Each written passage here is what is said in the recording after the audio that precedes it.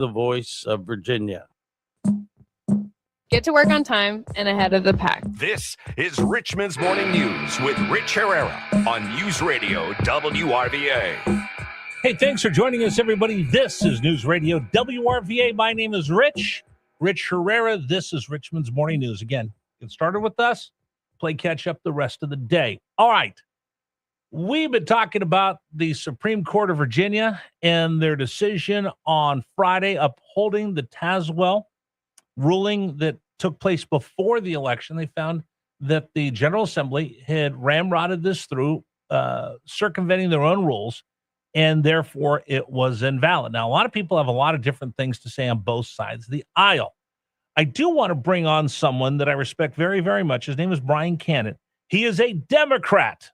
He's also one that agrees with me. Gerrymandering is not good. I want to pick my politicians that I send to D.C., not the other way around. And he's joining us here on News Radio WRVA. Good morning, Brian. Good morning, Rich. Thanks for having me, sir. Absolutely. Okay, your thought. Let me back up for just a sec so everybody understands who Brian Cannon is.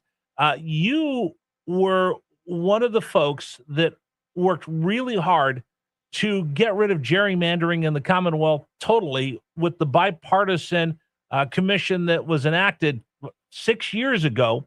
And you've been pretty steadfast about politicians and lawmakers trying to choose their voters instead of the other way around. What were your thoughts when this decision came down? Well, my thoughts were I was grateful for the courts for seeing this what it was. I mean, the Democrats pushing this through after over 1 million Virginians had already voted doesn't satisfy any reasonable definition of having an intervening election. I mean, keep in mind, courts didn't strike down the maps. Those are ugly and should be struck down for other reasons. The court struck down the process here, and the Democrats were ramming this through. And you called it out early, Rich. So I'm grateful for you. I'm grateful for the people who organized and raised their voices on this. And I'm particularly grateful for the lawyers who did excellent work on this case, including, we should totally mention, who's been vindicated here, former Attorney General Jason Miyares, because he wrote the advisory opinion telling the Democrats this was wrong back last fall. So when he wrote that, I asked different lawyers. They looked at it and said, yeah, this makes sense. And then we just went running down the hallway with scissors trying to get this thing pushed through. But we were talking to a different lawyer, and Brian's a lawyer, by the way, as well. We talked to a different lawyer this morning. She goes, I was pretty confident this thing was going to get overturned. I'm like, then you must be the only one, because I wasn't sure which way they were going to rule. Yeah, I thought for sure, and I said this on your show before, Rich. I thought they weren't going to come in and save us. The only salvation we had was at the ballot box, and we came up a little short in that, unfortunately. But I was glad the justices stuck to what is just and if you read their opinion, and by the way, too many people commenting on this. I've even seen New York Times columnists and stuff comment on it, clearly haven't read the opinion, or they're being disingenuous with us, because the opinion spells out exactly these important things about an election, meaning the time votes are cast and counted, not just counted, like it's the whole process, as well as why the court didn't do this earlier, which I wish it had, but Virginia law kind of precludes that. And the Democrats, in fact, argued that they shouldn't do it, make a ruling before the court, or before the voters weighed in. One of the things I respect about you, and the reason why I've wanted you to come on the radio, and I'm going to be very candid with people, Brian is one person that I can look in the eye and shake his hand and go, you know what? You put the people above the party. Brian is a registered Democrat. Brian and I probably will never vote for the same person 99% of the time, but I think we both see eye to eye. It's not good when we have people being disenfranchised, votes being taken away. Well, hold on. Let me back off on the hyperbole. When we have maps that are drawn that don't give us honest elections, and they're stacked one way or the other, red or blue, I hate them in both ways. Yeah, Rich, and I appreciate you, because, this whole republic that we have, this thing doesn't work if we're not willing to have fair elections, right? It can't work if it doesn't have fair elections. And that means sometimes, my team's going to win and you've got to accept it. And sometimes your team's going to win and I've got to accept it. And that's the kind of basic premise of all this, which is why we need just fair districts that aren't drawn by politicians. And I listened to your segment earlier for Speaker Johnson, and I probably don't agree with him on too much, but I do agree with him when he said this was morally wrong for Virginia Democrats to do. And I completely agree. I would also suggest that maybe he should look in his own backyard as well in Louisiana, where Louisiana Republicans are doing the exact same thing. In fact, they canceled an election. Voters in Louisiana had already started voting in those congressional primaries. The governor canceled them. And they're trying to gerrymander Democrats out of power, or not that they're in power, but Democrats out of a few seats they have out there.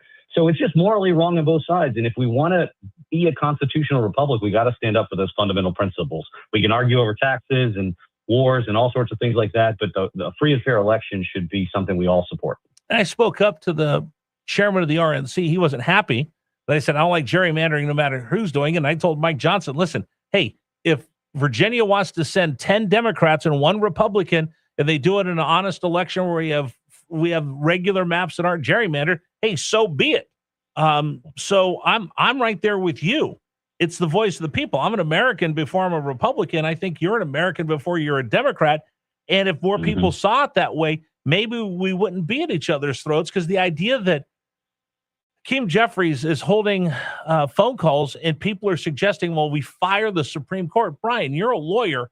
That to me is probably one of the things that upsets me the most, because we believe in the rule of law, and the rule of law doesn't say I get to change the rules if I don't get my way.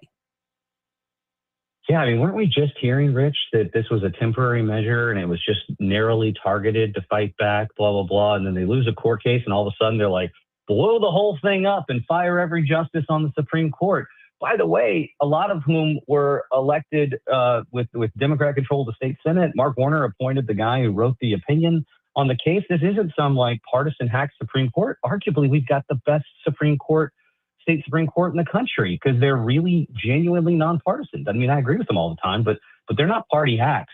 Rich, I'm just really, really sad from all this. My party, first of all, just lit $70 million in campaign funds on fire over this, right? Wasted millions of taxpayer dollars to even have this stupid election. But they lit these $70 million on fire, and to top it all off, they tossed in their credibility on the issue, and they're not doing themselves any favors. That New York Times story that came out yesterday was really, really a disgrace to think about how they would respond and retaliate against justices.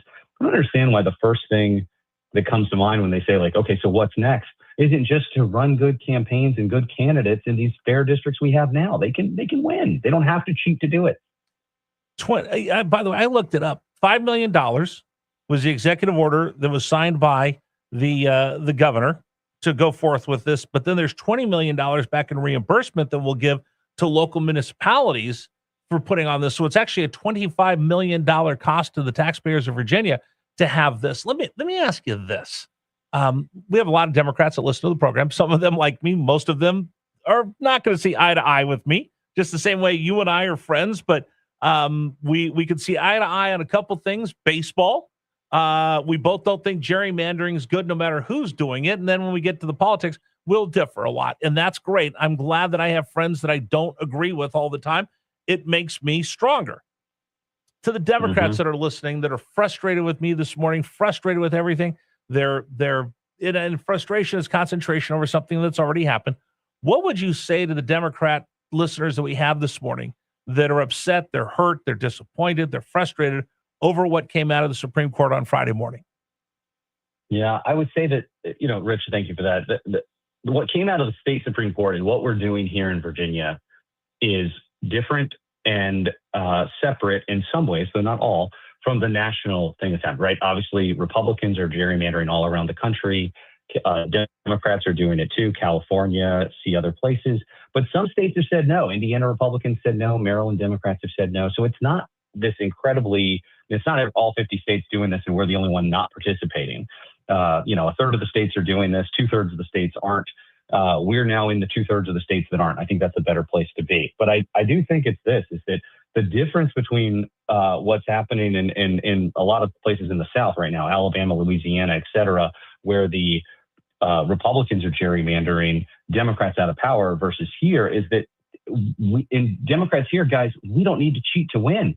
We can get 2 or 3 more seats. We can do our part to elect a Democratic majority in Congress. As much as I disagree with Hakeem Jeffries on a lot of these issues around this issue, I still want him to be Speaker next year. and we should be willing to fight in fair fights. Now, where it's not a fair fight, that's unfortunate. We should fight back in the courts and honestly at the ballot box, because people still have their votes to cast in November. We should fight back as much as we can, but within the rule of law and the norms that uphold our free and fair elections. And we just don't have to cheat to win here in Virginia. Abigail Spanberger won by 15%. I mean, if you go out there and you have these free, honest, open elections, may the best person win. Exactly. Governor Spanberger had a landslide victory. Democrats just proved they can win under the fair maps we have for the House of Delegates. The fair maps we have for Congress are the exact same. Democrats can do this. We're going to be fine here in Virginia. The rest of the country, I hope folks like Speaker Johnson and others are willing to put an end to the shenanigans we're seeing on both sides around the country on this. Again, we can, if we appeal to our better angels and we think about this great country that we've been gifted 250 years ago, and we do our part to pass it on to the next generation, we can all come together and say, listen, let's have fair, honest elections. May the best person win. May the best ideas win. I'm not afraid of anybody else, but let's do it and do something for our kids so we hand them something better than we got, Brian. Yeah, Rich, I think that's so right. And it's a really good context to see. Governor Allen's mentioned this a lot about the 250th anniversary, and it's really a moment for all of us to reflect on this. So I'm glad you're bringing that up. I think that's important context for us to keep in mind. What we inherited was precious, and it's fragile. And we're seeing how fragile it is in these years, and we need to take care to strengthen it, not tear it down. Brian Cannon joining us here on News Radio WRVA. Brian, thank you so much. I'll talk to you soon. Thanks, friend. All right, take care. Brian Cannon, again, Democrat, lawyer, but he was one that said, listen, I don't like gerrymandering in Texas. I don't like it in Florida. I don't like it in California. They don't like it in my Commonwealth. Get your reaction, 833-804-1140, 833-804-1140. Okay. How many phone calls have you gotten? Hey, Rich, you're